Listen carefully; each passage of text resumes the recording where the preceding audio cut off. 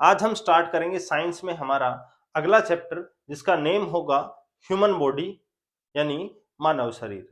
अभी थोड़ा सा इंट्रोडक्शन लेके चलते हैं कि एक्चुअल में मानव शरीर में हम पढ़ेंगे क्या।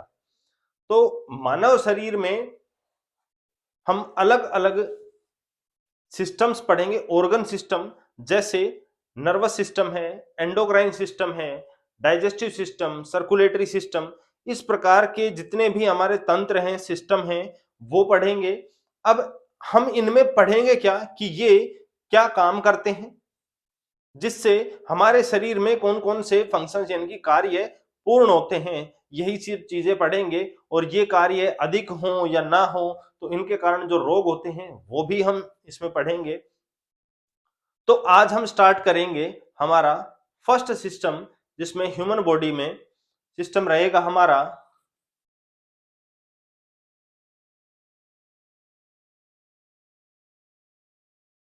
तंत्रिका तंत्र या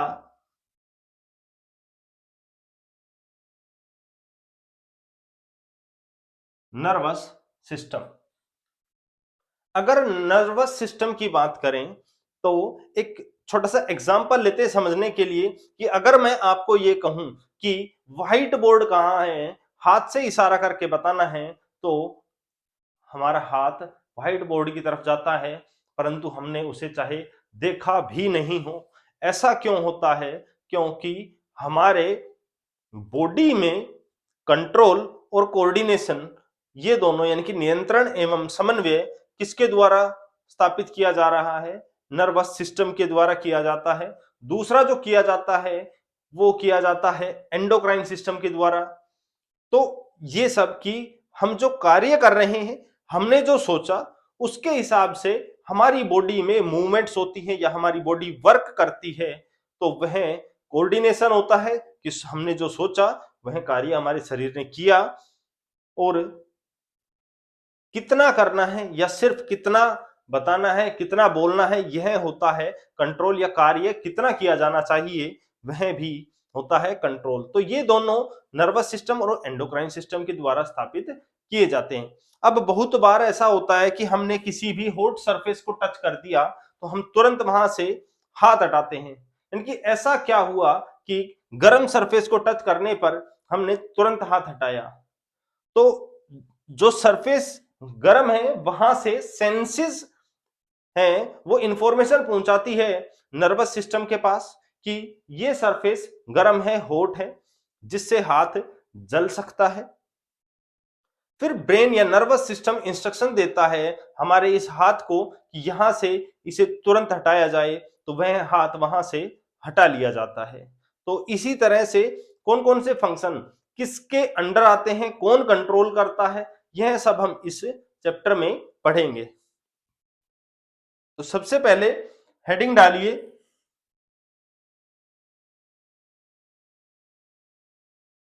नियंत्रण एवं समन्वय या कंट्रोल एंड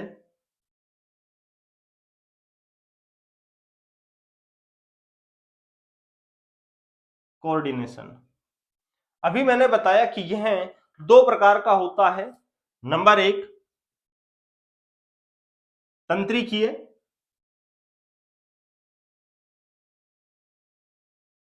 यानी कि न्यूरल,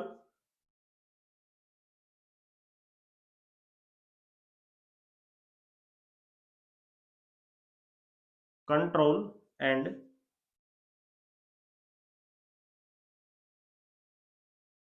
कोऑर्डिनेशन, यानी कि तंत्रिकीय, नियंत्रण एवं समन्वय। अब अगर इसकी बात करें तो यह किसके द्वारा किया गया, तो जो हम चैप्टर अभी पढ़ेंगे तो यह किया जाता है नर्वस सिस्टम के द्वारा।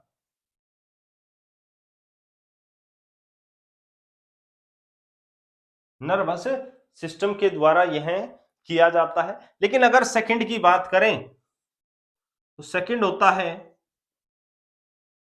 रासायनिक नियंत्रण एवं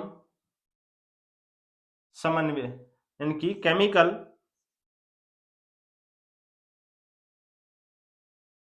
कंट्रोल एंड कोऑर्डिनेशन, यह किया जाएगा एंडोक्राइन सिस्टम के द्वारा, यानी कि अंतःस्त्रावी ग्रंथियों के द्वारा या अंतःस्त्रावी तंत्र के द्वारा।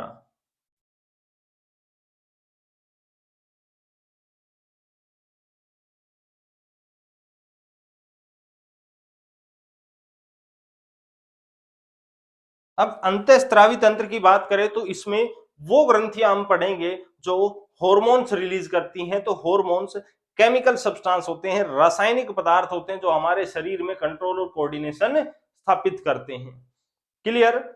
तो ये दो प्रकार का होता है। स्क्रीनशॉट ले लीजिए, फिर समझते हैं कि यह काम कैसे करता है।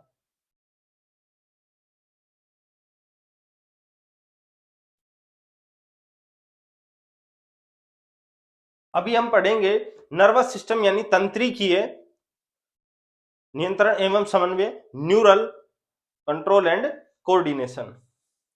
अभी अगर बात करें हम तो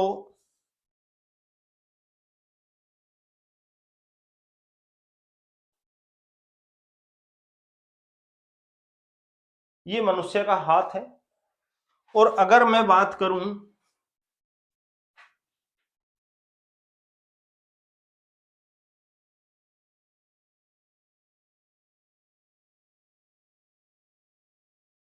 ब्रेन की, तो हमारा जो नर्वस सिस्टम है उसमें दो पार्ट होते हैं, ब्रेन और स्पाइनल कॉर्ड यानी मेरु रज्जु।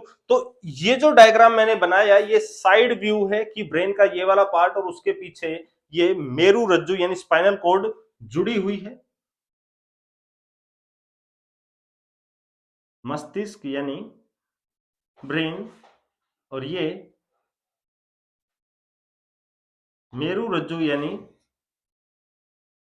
Spinal cord.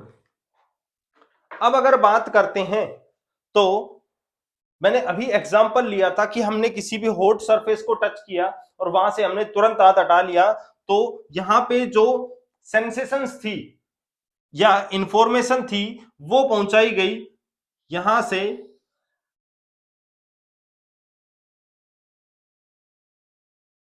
नर्वस सिस्टम तक। अब जो लेके जा रहा है वो कहलाती है हमारी, पहले इस सेंसेशन को फील किया और फिर पहुंचाया, तो ये कहलाएंगी संवेदी तंत्रिकाएं या सेंसरी नर्व्स। लेकिन जब ब्रेन ने उस पर्टिकुलर एक्शन के लिए रिएक्शन जनरेट किया, यानी कि इंफॉर्मेशन प्रोवाइड की कि यहां से हाथ हटाया जाना चाहिए वरना जल जाएगा, तो वो इंफॉर्मेशन वापिस आएगी हाथ तक। तो ये नर्व्स जो इंफॉर्मेशन लेके आएंगी ये कहलाती हैं हमारी चालक, प्रेरक या मोटर नर्व्स या चालक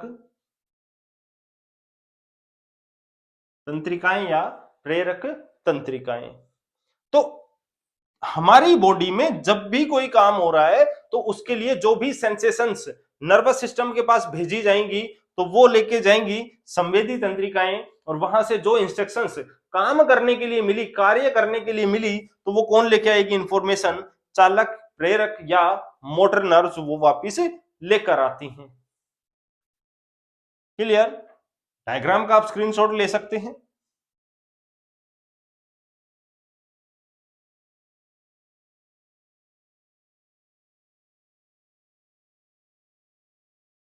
नेक्स्ट अगर बात करें नर्वस सिस्टम यानी तंत्रिका तंत्र की डेफिनेशन की, यानी कि परिभाषा क्या होगी, तो इसमें लिख सकते हैं हम,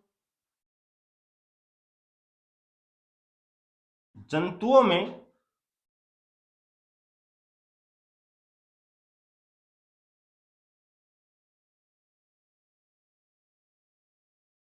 विभिन्न प्रकार के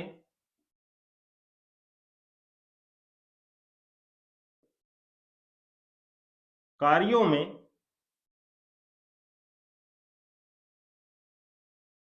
उनके शरीर में नियंत्रण एवं समन्वय यानी कंट्रोल एंड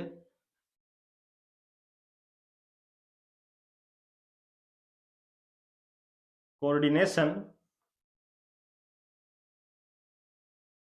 स्थापित करता है। क्लियर? तथा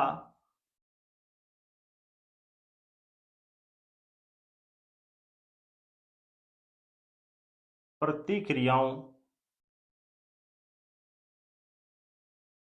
के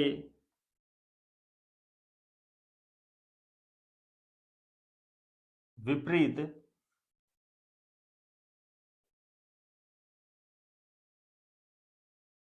अनुक्रियाएं या रिस्पॉन्स व चीजों यानी थिंग्स को याद रखने का कार्य भी करता है।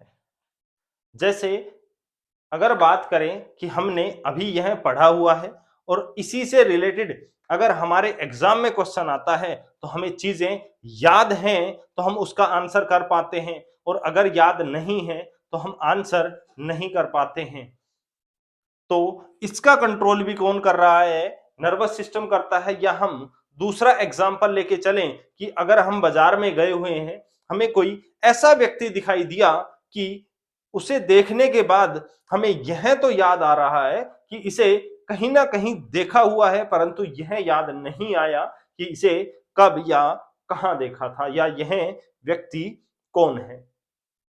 तो कारण यह है कि बहुत समय हो चुका है उस व्यक्ति को देखे हुए, और हमारे ब्रेन से जो उसकी इमेज थी, उस इमेज के लिए जो इंफॉर्मेशन सेव्ड थी या याद रखा हुआ था ब्रेन ने, वो अब इरेज हो चुका है। या हो सकता है कि वो फेडेड हो गई हो, धुंधली हो गई हो, जिससे हमें याद नहीं आता, परंतु कुछ समय जब हम सोचते हैं तो वह याद आ जाता है। तो यह थी डेफिनेशन। स्क्रीनशॉट ले लीजिए। फिर बात करते हैं नर्वस सिस्टम में पार्ट्स कौन कौन से होते हैं।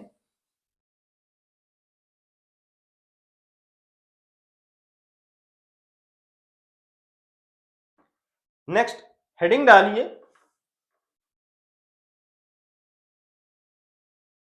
मानव में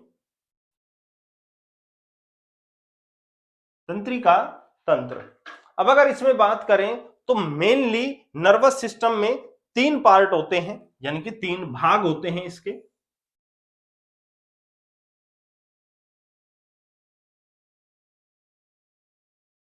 नंबर एक, मस्तिष्क यानी ब्रेन।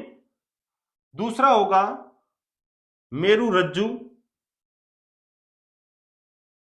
यानी स्पाइनल कॉर्ड। और तीसरा होता है तंत्रिकाएं यानी नर्व्स।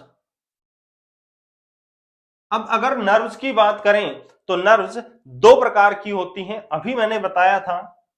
कौन कौन सी?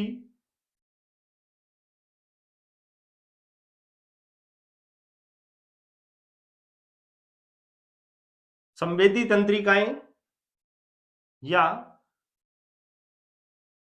Sensory nerves. या दूसरी की बात करें तो वो होंगी चालक या मोटर नर्व्स। तो दो प्रकार की होती हैं हमारी नर्व्स, सेंसरी और मोटर नर्व्स। लेकिन अगर मोटर नर्व्स की बात करें तो यह अगेन दो प्रकार की होती है। एक तो होती है ऐच्छिक और एक होती है अनैच्छिक, यानी कि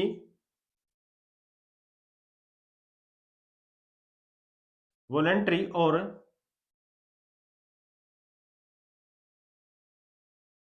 इनवॉलेंट्री। तो दो प्रकार की हमारी मोटर नर्व्स होंगी, ऐच्छिक और अनैच्छिक, यानी कि वो जो हमारी इच्छा से काम करे और वो जो हमारी इच्छा से काम ना करे। क्लियर? इस मानव तंत्रिका तंत्र में या ह्यूमन नर्वस सिस्टम में हम तीन पार्टी पढ़ेंगे एग्जैक्टली, ब्रेन, स्पाइनल कोड और नर्व्स। तो नेक्स्ट पॉइंट हम डिस्कस करते हैं, आप स्क्रीनशॉट ले लीजिए।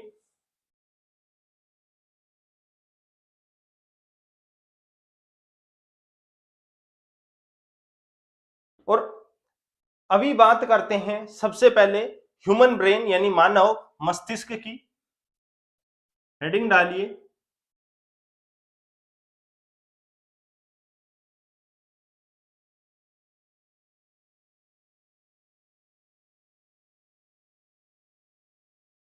ह्यूमन ब्रेन या मानव मस्तिष्क। अगर हम इसमें बात करें तो सबसे पहले हमें कुछ चीजें पता होनी चाहिए कि मानव मस्तिष्क में एक्चुअली है क्या, या उसका साइज क्या है, उसका वेट कितना है, वो सब चीजें हमें पता होनी चाहिए। तो अगर हम एवरेज वेट की बात करें ह्यूमन ब्रेन के की, तो वह होता है 1400 ग्राम। परंतु कभी भी हमें ऐसा नहीं लगा कि हम 1.5 किलो वजन, 1.5 kg वेट हम सर पे लेकर घूम रहे हैं। अगर आपको ऐसा लगे कि हाँ सर ऐसा होता है, तो आप अपने सर पर पूरे एक दिन के लिए ये 1.5 किलो वजन यानी 1.5 kg वेट रखकर देख लीजिए, आपको पता चल जाएगा। तो फिर ऐसा क्या है कि हमें ये वेट कभी भी फील नहीं होता, या अगर हम एवरेज वेट की जैसे मैंने अभी बात की 1400 ग्राम होता है, तो जरूरी नहीं है कि सभी व्यक्तियों में यह 1400 ग्राम होता है। किसी में 1300 भी हो सकता है, किसी में 1500 भी हो सकता है। तो यह एवरेज वैल्यू है, तो इसमें वेरिएशंस रहते हैं। अगर हम डायग्राम की बात करते हैं इसमें, तो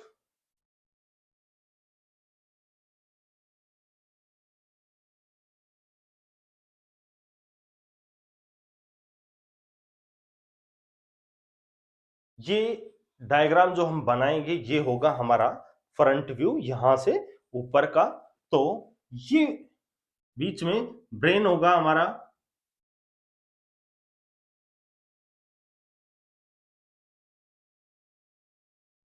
अब अगर बात करें तो ये वाला जो पार्ट है ये कहलाता है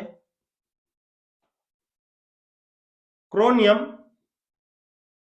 बॉक्स। इसका कार्य क्या है कि मस्तिष्क को,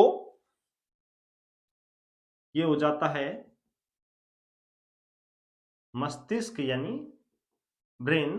तो इस क्रोनियम बॉक्स का कार्य है कि हमारे मस्तिष्क को बाहरी चोटों से बचाना। तो यह हड्डियों का बना हुआ ढांचा होता है, जो हमें बाहर से ये ऐसा दिखाई दे रहा है, यह क्रोनियम बॉक्स है जो हड्डियों यानी बोन्स का बना हुआ होता है। और ये जो बीच में जगह है, ये ब्रेन और इस क्रोनियम बॉक्स के बीच में गैप होता है, खाली जगह होती है। तो ऐसा हो सकता है या आपको कभी फील हुआ हो कि आपने ऐसे सर हिलाया और मस्तिष्क कभी इधर जाके लगे कभी इधर जाके लगे। ऐसा तो कभी हुआ ही नहीं हमारे साथ। तो ऐसा क्या है कि मस्तिष्क कभी इधर या कभी इधर नहीं लगता है, तो उसका कारण है कि इन दोनों के बीच में तीन पतली झिल्लियां, इनकी थिन मेम्ब्रेन पाई जाती हैं। सबसे पहली होती है ड्यूरामेटर, दूसरी होती है एरेक्नोइड, और तीसरी होती है पायामेटर। लेकिन अगर इनमें बात करें, ये एज इट इज एग्जाम में क्वेश्चन आते हैं कि मस्तिष्क में पाई जाने वाली सबसे बाहरी झिल्ली का नाम क्या है। सेम क्वेश्चन आया था आरआरबी एनटीपीसी 2021 में। तो ड्यूरामेटर जो होती है वो होती है बाहरी या आउटर लेयर, एरेक्नोइड होती है मध्य या मिडल लेयर, और पायामेटर होती है आंतरिक या इनर लेयर। तो सबसे बाहरी कौन सी? ड्यूरामेटर।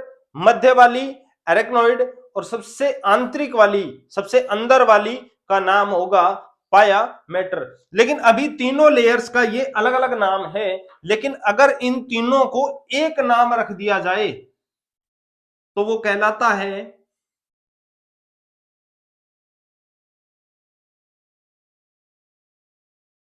मेनिंजेज। इन तीनों को अगर एक नाम दे दिया जाए तो वो कहलाएगा मेनिंजेज, यानी कि मस्तिष्क और क्रोनियम बॉक्स के मध्य क्या अवेलेबल है?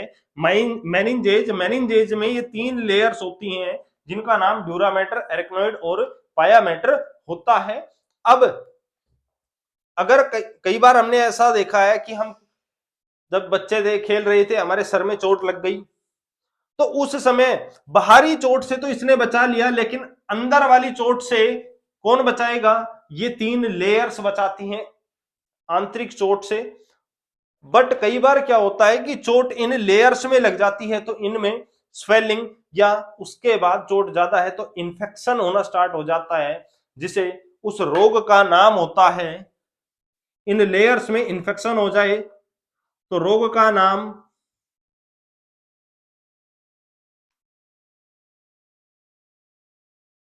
मेनिंजाइटिस।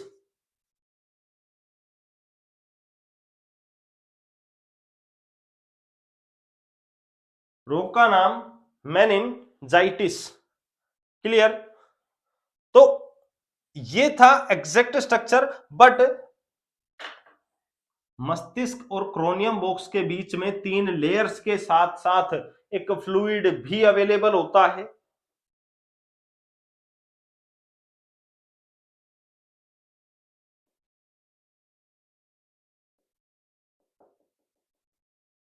और इस फ्लूइड का नेम होगा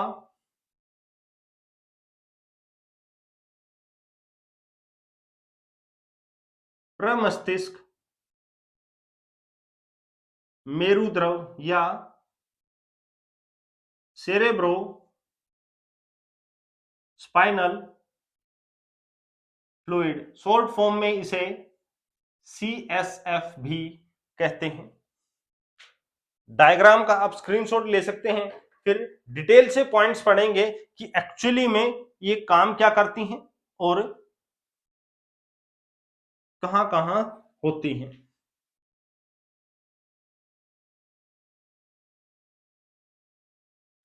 तो सबसे पहला पॉइंट जो हम बात करेंगे कि मस्तिष्क यानी ब्रेन की स्ट्रक्चरल एंड फंक्शनल यूनिट क्या होती है, तो पॉइंट लिखेंगे मस्तिष्क की संरचनात्मक यानी स्ट्रक्चरल व क्रियात्मक यानी फंक्शनल इकाई यानी यूनिट तंत्रिका कोशिका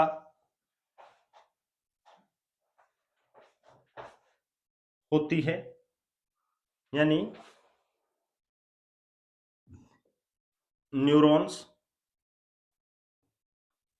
क्लियर? सेकंड पॉइंट की अगर बात करें तो मानव मस्तिष्क का एवरेज वेट यानी औसत वजन 1.4 kg या 1400 ग्राम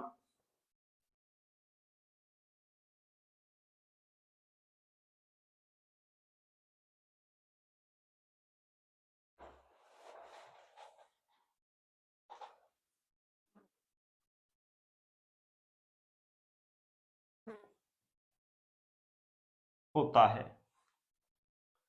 नेक्स्ट अगर बात करें कि मानव मस्तिष्क में जो बाहरी आवरण है वो क्या कहलाएगा, तो अभी मैंने आपको बताया था कि मस्तिष्क चारों तरफ से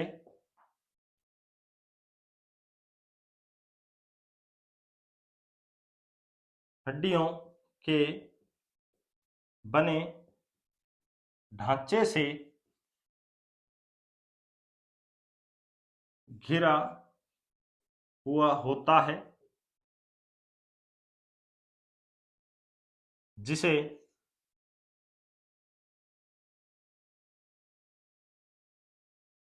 क्रोनियम बॉक्स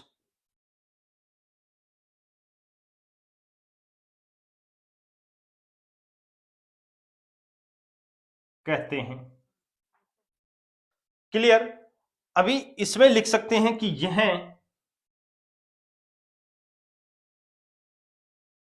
मस्तिष्क की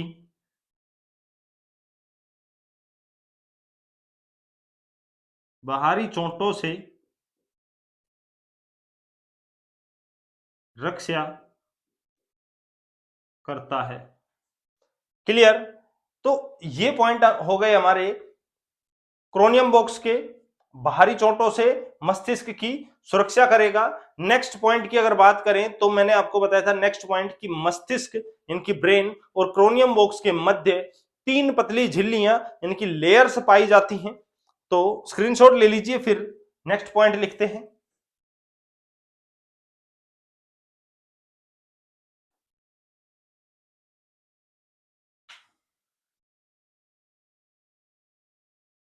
नेक्स्ट पॉइंट है हमारा कि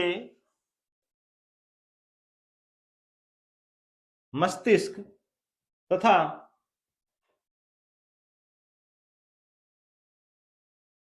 क्रोनियम बॉक्स के मध्य तीन पतली झिल्लियां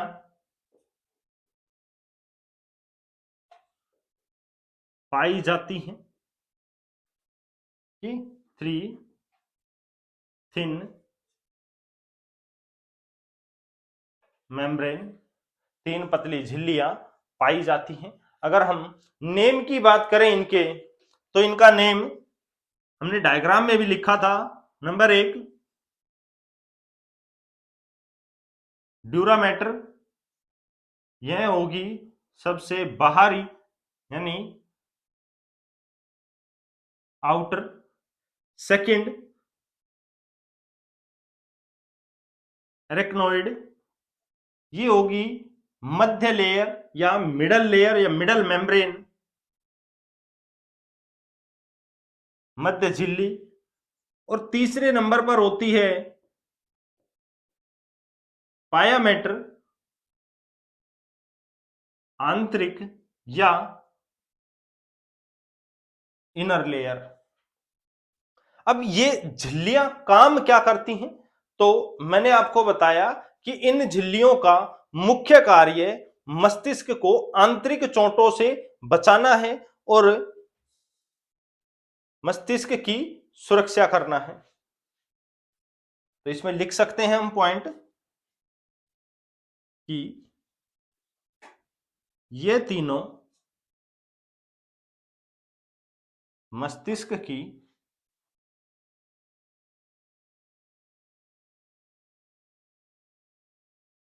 आंतरिक चोटों से रक्षा करती है।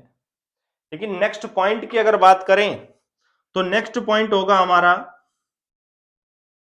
कि इन पतली झिल्लियों के मध्य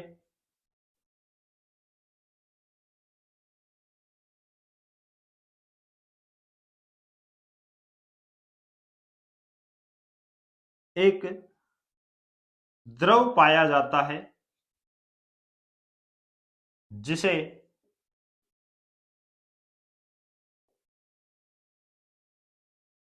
प्रमस्तिष्क मेरुद्रव या सेरेब्रो स्पाइनल फ्लूइड कहते हैं। क्लियर। लेकिन अगर बात करें कि फिर यह फ्लूइड या लिक्विड यह क्या काम कर रहा है, अगर इसकी शॉर्ट फॉर्म की बात करें तो मैंने बताया था इसको CSF भी कहते हैं शॉर्ट फॉर्म में। तो यह क्या काम करेगा, तो इसका मुख्य कार्य होता है कि मस्तिष्क तक पोषक पदार्थों को पहुंचाना तथा उत्सर्जी पदार्थों को बाहर लेकर आना। तो लिख लेते हैं इसमें कि यह मस्तिष्क तक पोषक पदार्थों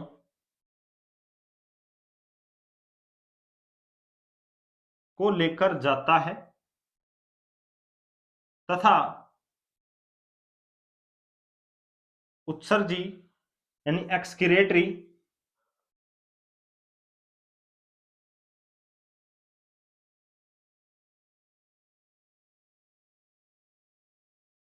पदार्थों को लेकर आता है। तो हमने सभी के कार्य देख लिए कि वो क्या कार्य करते हैं, कहां पर होते हैं।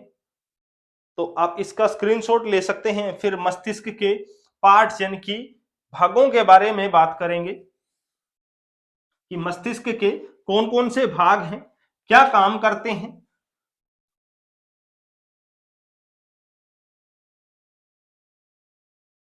तो अगर मस्तिष्क के भागों की बात करें तो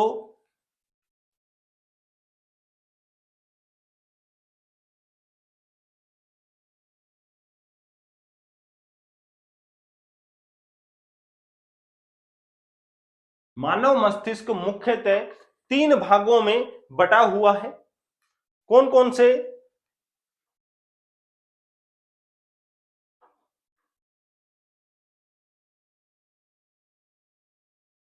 नंबर 1 अग्र मस्तिष्क यानी फोर ब्रेन, मध्य मस्तिष्क यानी मिड ब्रेन और पश्च मस्तिष्क यानी हिंड ब्रेन। तो 3 भागों में मुख्यतः यह बटा हुआ है। लेकिन अगर बात करें कि इन 3 भागों के भी फर्दर पार्ट्स होते हैं, यानी कि ये 3 भी और भागों में बटे हुए हैं जो अलग अलग कार्य करते हैं और हमारे शरीर में कंट्रोल एंड कोऑर्डिनेशन को स्थापित करते हैं। तो अगर पार्ट्स की बात करें तो इसमें एक पार्ट होता है प्रमस्तिष्क यानी सेरेब्रम, दूसरा पार्ट होता है थैलेमस, थर्ड होता है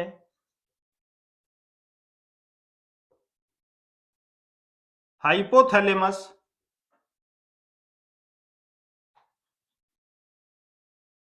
नंबर 4 होता है घ्राण पिंड या ओल्फैक्टरी लोब्स। अगर मस्तिष्क यानी कि फोर ब्रेन के 4 पार्ट होते हैं। कौन कौन से? प्रमस्तिष्क, थैलेमस, हाइपोथैलेमस और घ्राण पिंड। लेकिन अगर बात करें मध्य मस्तिष्क की तो मध्य मस्तिष्क के 2 पार्ट होते हैं। नंबर 1 कोरपेरा,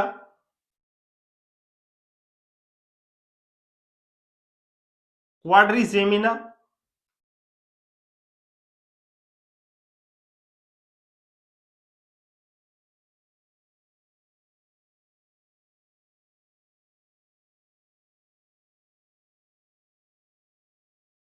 और सेकंड होता है सेरेब्रल पेडंकल।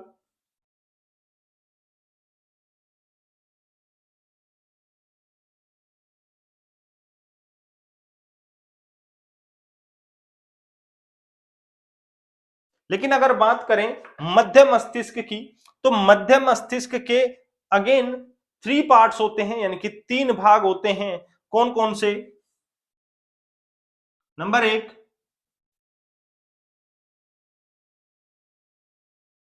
पोन्स वेरोलाई,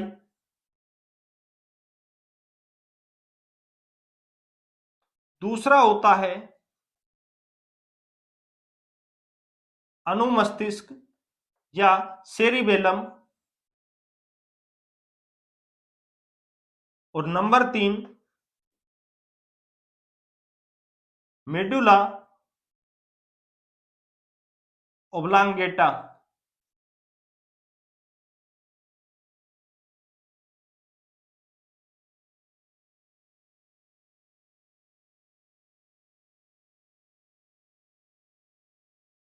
medulla oblongata. तो हमने इस एग्जैक्ट डायग्राम में यह देखा है कि मानव मस्तिष्क 3 मुख्य भागों में बटा हुआ है। अग्र मस्तिष्क यानी फोर ब्रेन, मध्य मस्तिष्क यानी मिड ब्रेन, और पश्च मस्तिष्क यानी हिंड ब्रेन। नेक्स्ट अगर बात करें तो अगर मस्तिष्क 4 भागों में बटा हुआ है। प्रमस्तिष्क यानी cerebrum, number 2 thalamus, number 3 hypothalamus, और नंबर 4 घ्राण पिंड यानी ओल्फैक्टरी लोब्स। और मध्य मस्तिष्क 2 भागों में बटा हुआ है, कोर्पेरा क्वाड्रिजेमिना, और नंबर 2 सेरेब्रल पेडंकल। लेकिन अगर बात करें पश्च मस्तिष्क यानी हिंड ब्रेन की, तो यह 3 मुख्य भागों में बटा हुआ है, पोन्स वेरोलाई, अनुमस्तिष्क यानी सेरिबेलम, और तीसरा मेडुला ओब्लांगेटा। लेकिन अब अगर इनमें बात करें कि एग्जाम में इनमें से मैक्सिमम क्वेश्चन किस पार्ट से आते हैं, यानी कि मोस्ट इंपोर्टेंट कौन से होंगे, तो मैं स्टार मार्क कर रहा हूं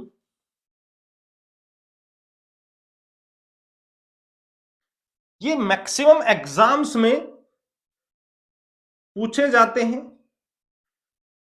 अभी तक मैक्सिमम टाइम्स इनसे क्वेश्चन आया है, या क्वेश्चन पूछ ले जैसे कि मस्तिष्क का सबसे बड़ा भाग कौन सा होता है, प्रमस्तिष्क सेरिब्रम, या दूसरा सबसे बड़ा भाग कौन सा होता है, अनुमस्तिष्क, या हमारे शरीर में भूख प्यास का नियंत्रण कौन करता है, हाइपोथैलेमस, या हमारे शरीर में टेम्परेचर को कंट्रोल कौन कर रहा है कि हमारी बॉडी का नॉर्मल टेम्परेचर कितना होता है, 37 डिग्री सेल्सियस या 98.6 डिग्री फारेनहाइट। तो किसने कंट्रोल किया, हाइपोथैलेमस। या हम हमारे घर में कोई भी भोजन बनता है, हमें उसकी स्मेल आ जाती है, और हम स्मेल से कई बार बता देते हैं कि आज खाना बहुत अच्छा बना है। तो वो जो स्मेल हमारे तक पहुंची, हमने उसे सेंस किया है, तो उसे कंट्रोल किसने किया। या बहुत बार ऐसा होता है कि हमें स्मेल आई और हमने बता दिया कि यह इस भोजन की खुशबू है, तो वह किसके कारण हो पाता है, घ्राण पिंड यानी ओल्फैक्टरी लोब्स के कारण। या आप मुझे देख रहे हो, मैं आपको बिल्कुल सीधा दिखाई दे रहा हूं, लेकिन आपकी आंखों पर बनने वाली इमेज, आंखों में रेटिना पर बनने वाली इमेज उल्टी है, यानी कि मेरा सर नीचे है। तो वो सीधा किसने किया कि आंखों से ऑप्टिकल नर्व्स निकलती है और वो इमेज को लेके जाएंगी कोर्पेरा क्वाड्रिजेमिना के पास। यहां से उस इमेज को सीधा किया जाएगा, फिर वो इमेज भेज दी जाती है प्रमस्तिष्क यानी सेरेब्रम के पास कि इस इमेज से रिलेटेड कोई इंफॉर्मेशन अवेलेबल है या नहीं है। तो फिर हमें प्रमस्तिष्क बताता है, जब जैसा कि मैंने अभी थोड़ी देर पहले एक एग्जांपल लिया था कि हम बाजार में गए, हमें कोई व्यक्ति दिखाई दिया है और हमें ऐसा लग रहा है कि हमने वह व्यक्ति देखा हुआ है, परंतु यह याद नहीं आ रहा है कि यह कब और कहां देखा था। तो जो उस व्यक्ति की इमेज थी वो पहुंची कॉर्पेरा क्वाड्रिजेमिना के पास। हमारी आंखों से ऑप्टिकल नर्व्स दृक तंत्रिकाएं निकलती हैं, उससे इमेज पहुंची कॉर्पेरा क्वाड्रिजेमिना के पास। उसने उस इमेज को सीधा किया और फिर पहुंचाया सेरिब्रम यानी प्रमस्तिष्क के पास। अब प्रमस्तिष्क अपनी मेमोरी में उस इमेज को सर्च करता है, ढूंढता है कि इससे रिलेटेड कोई इंफॉर्मेशन अवेलेबल है या नहीं। अगर नहीं है तो हमें याद नहीं आता कि यह व्यक्ति कौन है, लेकिन अगर हमारा कोई रिलेटिव आ जाए, हम तुरंत बता सकते हैं कि यह हमारा मामा है, यह हमारा चाचा है, यह हमारा ताऊ है। वो किसके कारण हो पाया है कि उस व्यक्ति की इमेज हमारे ब्रेन में पहले से स्टोर्ड थी और उससे रिलेटेड इंफॉर्मेशन भी थी कि उसके साथ हमारा क्या रिश्ता है या क्या रिलेशन है। नेक्स्ट बात करें अनुमस्तिष्क, तो क्वेश्चन पूछता है कि हमारे शरीर में जो बैलेंस बना हुआ है जिसके कारण हम चल पाते हैं, दौड़ पाते हैं, उसे कौन कंट्रोल करता है या वह किसके कारण है? तो वह होता है अनुमस्तिष्क या सेरिबेलम के कारण। या क्वेश्चन पूछ ले कि हमारे शरीर में अनैच्छिक क्रियाओं का नियंत्रण कौन करता है? जैसे हार्ट वर्क कर रहा है, हमारी इच्छा से काम नहीं कर रहा है, ना तो हम उसे रोक सकते हैं और ना उसे हम काम करने के लिए बोल सकते हैं, वो लगातार काम कर रहा है। जैसे पाचन की क्रियाएं हैं, बहुत बार ऐसा होता है कि हम ऐसा महसूस करते हैं कि हमारे पेट में चूहे दौड़ रहे हैं और हमें एग्जैक्ट मूवमेंट्स फील होती हैं, यानी कि हमारी आंतों में कॉन्ट्रैक्शन, संकुचन होता है, हमारे कंट्रोल में नहीं है, यानी कि अनैच्छिक है, हमारी इच्छा से नहीं हुआ। तो किसने कंट्रोल किया? मेडुला ओब्लांगेटा ने कंट्रोल किया। अनैच्छिक क्रियाएं जितनी भी होती हैं वो मेडुला ओब्लांगेटा कंट्रोल करता है। तो इसी तरह से एग्जाम में क्वेश्चन आते हैं इन पार्ट से, जितने भी पार्ट्स हैं सभी को डिटेल से पढ़ेंगे, एक एक पार्ट को कि है क्या काम करता है और किन किन फंक्शंस का कंट्रोल करता है। तो आज के लिए इतना ही। नेक्स्ट क्लास में हम इन पार्ट्स को डिटेल से एक्सप्लेन करेंगे। तो थैंक यू वेरी मच। अगर आपको हमारा कंटेंट अच्छा लगा तो हमारे चैनल को लाइक, शेयर और सब्सक्राइब करें। Thank you. जय हिंद।